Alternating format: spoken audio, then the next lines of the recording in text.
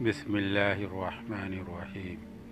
پیارے دوستو، السلام علیکم ورحمۃ اللہ وبرکاتہ۔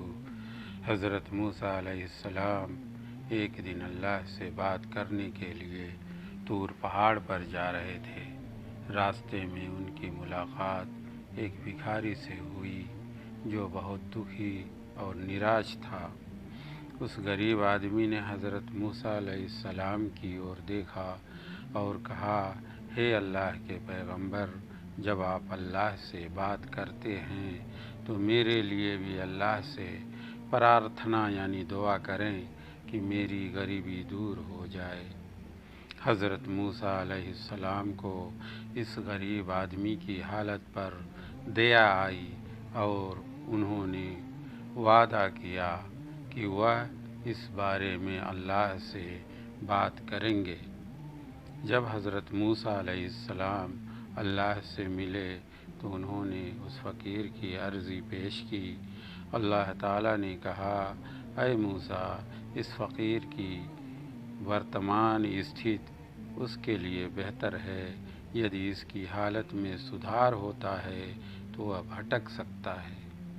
حضرت موسیٰ علیہ السلام واپس آئے اور اس غریب آدمی کو اللہ کا سندیش دیا، لیکن وہ غریب آدمی ضدی تھا اور اس نے کہا کہ وہ اپنی استھتی بدلنا چاہتا ہے، اپنی حالت بدلنا چاہتا ہے۔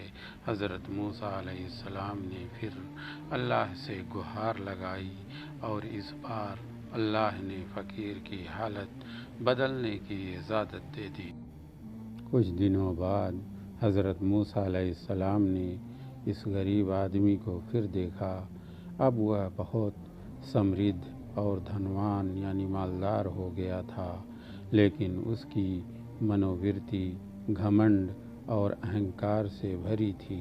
اس نے اپنے پرانے غریب دوستوں اور لوگوں کو پہچاننے سے انکار کر دیا اور ان کے ساتھ دورویوہار کرنا شروع کر دیا۔ حضرت موسیٰ علیہ السلام نے اللہ سے پوچھا کہ اس فقیر کی یہ حالت کیوں ہوئی؟ اللہ تعالیٰ نے کہا، اے موسیٰ، یہی کارن تھا کہ میں نے سب سے پہلے اس کی استھتی کو نہیں بدلنے کا فیصلہ کیا۔